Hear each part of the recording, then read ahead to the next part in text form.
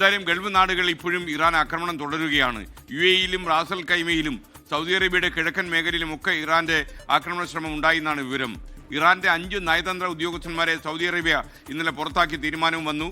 ജലീൽ കണ്ണമംഗലം തത്സമയം ചേരുന്നു. ജലീൽ, കൂടുതൽ വിവരങ്ങൾ. സൗദി അറേബ്യയും മറ്റു GCC രാജ്യങ്ങളെയും ലക്ഷ്യമാക്കി കഴിഞ്ഞ രാത്രിയും ആക്രമണ ശ്രമങ്ങൾ ഉണ്ടായിട്ടുണ്ട്. പ്രധാനമായും സൗദി അറേബ്യയുടെ കിഴക്കൻ പ്രവിശ്യ ലക്ഷ്യമിട്ടെത്തിയ 12 ഡ്രോണുകൾ പ്രതിരോധ വിഭാഗം തകർത്തു. ആളപായമോ നാശനഷ്ടങ്ങളോ റിപ്പോർട്ട് ചെയ്തിട്ടില്ല. ഈ മേഖലയിലെ എണ്ണപ്പാടങ്ങളും സൈനിക താവളങ്ങളും ഒക്കെ ലക്ഷ്യം വെച്ചായിരുന്നു ആക്രമണം എന്നാണ് സൂചന. ഇറാനിൽ നിന്നുള്ള ദൂരപരിധി കുറവായതിനാലാണ് കിഴക്കൻ മേഖലയിൽ ഭീഷണി വർദ്ധിക്കുന്നത്. UAE-യിലെ റാസൽ ഖൈമയിലും സമാനമായ ആക്രമണ ശ്രമങ്ങൾ റിപ്പോർട്ട് ചെയ്തിട്ടുണ്ട്. ആളപായമില്ല. UAE-യിൽ ഇതുവരെ ആക്രമണങ്ങളിൽ പരിക്കേറ്റവരുടെ എണ്ണം 160ആയി. ഖത്തർ, കുവൈത്ത്, ബഹ്റൈൻ എന്നിവിടങ്ങളിൽ നിലവിൽ ആക്രമണങ്ങൾ ഉണ്ടായിട്ടില്ലെങ്കിലും നിരീക്ഷണം ശക്തമാക്കിയിരിക്കുകയാണ്. പ്രത്യേകിച്ച് ഖത്തറിലെ റാസ് ലഫാൻ വ്യവസായ മേഖലയിലും കുവൈത്തിലെയും അതോടൊപ്പം തന്നെ ബഹ്റൈനിലെയും ഒക്കെ എണ്ണ സംഭരണശാലകളിലും സുരക്ഷാ വിഭാഗം കനത്ത ജാഗ്രതയാണ് പുലർത്തുന്നത്. ഈ സൈനിക നീക്കങ്ങൾക്കിടയിൽ നയതന്ത്ര തലത്തിൽ വളരെ നിർണായകമായ ഒരു തീരുമാനമാണ് സൗദി അറേബ്യ ഇപ്പോൾ എടുത്തിരിക്കുന്നത്. റിയാദിലെ ഇറാൻ എംബസിയിലുള്ള 5 ഉദ്യോഗസ്ഥരോട് ഉടൻ രാജ്യം വിടാൻ സൗദി അറേബ്യ ആവശ്യപ്പെട്ടിരിക്കുകയാണ്. ഇതിൽ ഇറാൻ മിലിറ്ററി അറ്റാഷയും അദ്ദേഹത്തിന്റെ സഹായിയും ഉൾപ്പെടുന്നുണ്ട്. വെറും 24 മണിക്കൂർ മാത്രം സമയമാണ് ഇവർക്ക് രാജ്യം വിടാൻ നൽകിയിരിക്കുന്നത്. സൗദിയുടെ ആഭ്യന്തര സുരക്ഷയെയും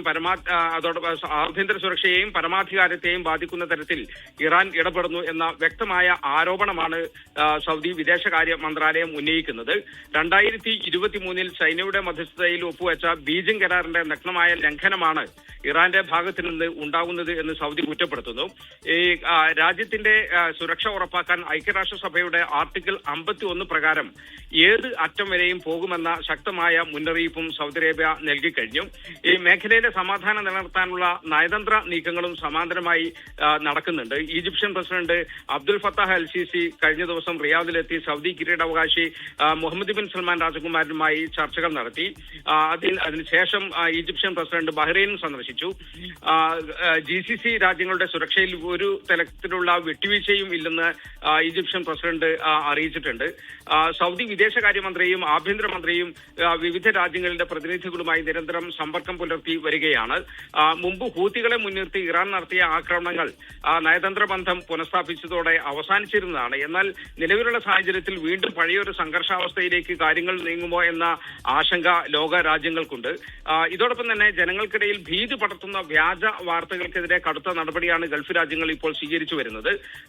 കുവൈത്തിൽ ഇത്തരത്തിൽ തെറ്റായ വിവരങ്ങൾ പ്രചരിപ്പിച്ച ഒരാളെ കഴിഞ്ഞ ദിവസം അറസ്റ്റ് ചെയ്തു. സുരക്ഷാ ഏജൻസികൾ 1000-ലധികം പേരെ പിടികൂടി എന്നതടക്കമുള്ള അടിസ്ഥാനമില്ലാത്ത കാര്യങ്ങളാണ് ഇയാൾ സോഷ്യൽ മീഡിയ വഴി പങ്കുവച്ചത്.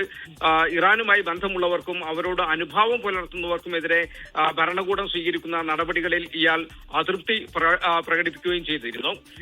അവർക്ക് മാപ്പ് നൽകണം എന്നും ഇയാൾ ആവശ്യപ്പെട്ടു. അതുകൊണ്ടാണ് ഇയാളെ അറസ്റ്റ് ചെയ്തത്. രാജ്യ സുരക്ഷയെ ബാധിക്കുന്ന കാര്യങ്ങളിൽ ഇത്തരം പ്രസ്താവനകൾ നടത്തുന്നത് വലിയ കുറ്റകൃത്യമായിട്ടാണ് ഈ രാജ്യങ്ങളൊക്കെ കാണുന്നത്. യുദ്ധ സാഹചര്യത്തെ മുൻനിർത്തി തെറ്റായ ചിത്രങ്ങളോ വീഡിയോകളോ പ്രചരിപ്പിക്കുന്നവർക്കെതിരെ വിട്ടുവീഴ്ചയില്ലാത്ത നിയമ നടപടികൾ ഉണ്ടാകുമെന്ന് അധികൃതർ വീണ്ടും ഓർമ്മിപ്പിക്കുന്നുണ്ട്. കൃത്യമായ വിവരങ്ങൾക്ക് ഔദ്യോഗിക അറിയിപ്പുകളെ മാത്രം ആശ്രയിക്കണം എന്നാണ് ഇവർ അറിയിക്കുന്നത്. ജലീൽ കണ്ണമംഗലമാണ് വിവരങ്ങൾ നൽകിയത്.